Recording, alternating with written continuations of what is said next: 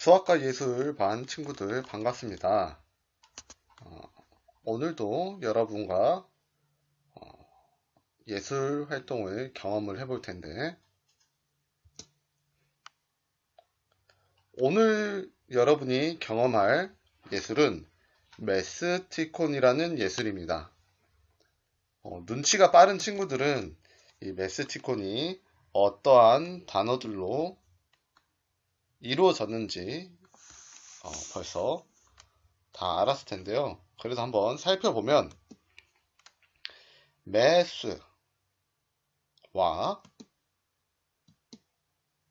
이모티콘이라는 단어가 합쳐져서 메스티콘이라는 예술을 해볼 겁니다.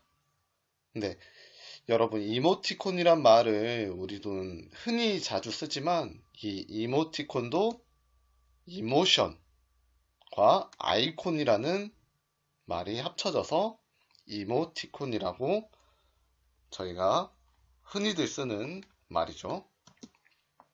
이 메스라는 말을 검색을 해보면 mathematics, 사실은 수학이라는 의미가 있습니다. 여러분이 일주일에 여러 번 듣는 수학이죠. 그렇다면 이 이모티콘은 이모션이랑 아이콘이라는 뜻을 살펴봐야겠죠. 이모션은 감정, 아이콘은 여러분이 컴퓨터 화면의 아이콘이나 우상도 있지만 기호라는 뜻으로 생각하면 좋을 것 같아요. 그래서 math 플러스 이모션 플러스 아이콘을 더해주면 말 그대로 수학, 감정, 기호라고 우리가 생각해 볼 수 있겠죠.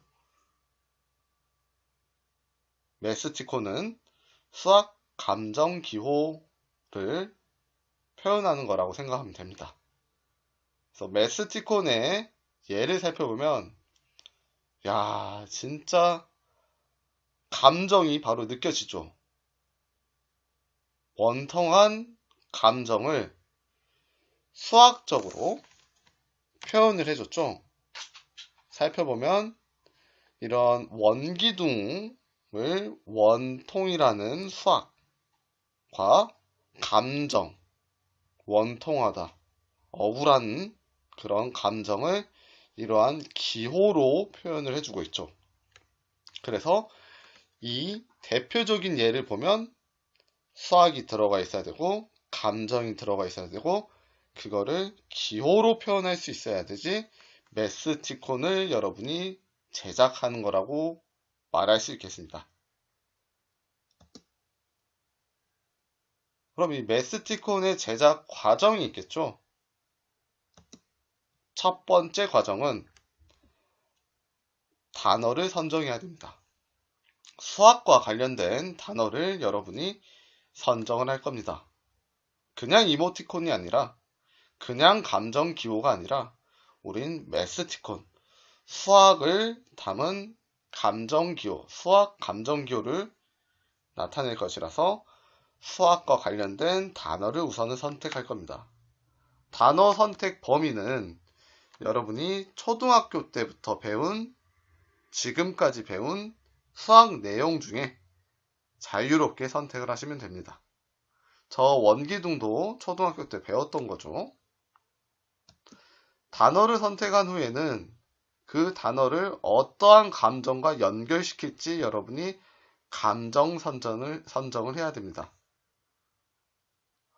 표현하고 싶은 감정을 선정하는 겁니다.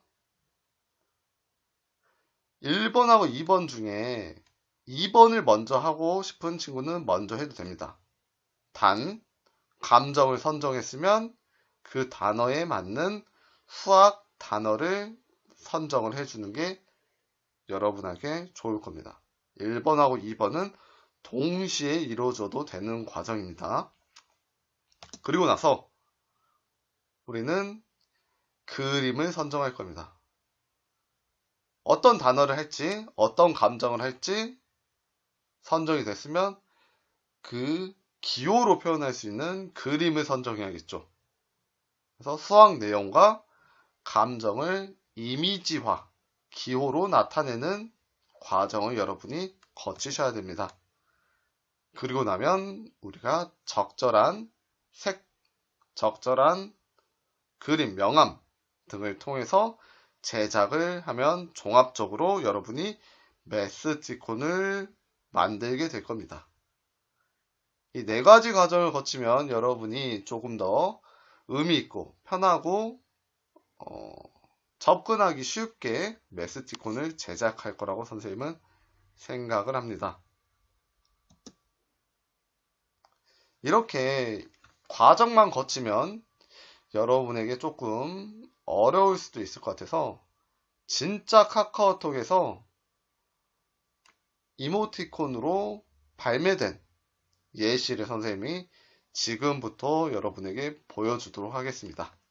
이과티콘이라고 해서 이미 상용화돼서 다른 친구들에게 판매되고 있는 이모티콘입니다.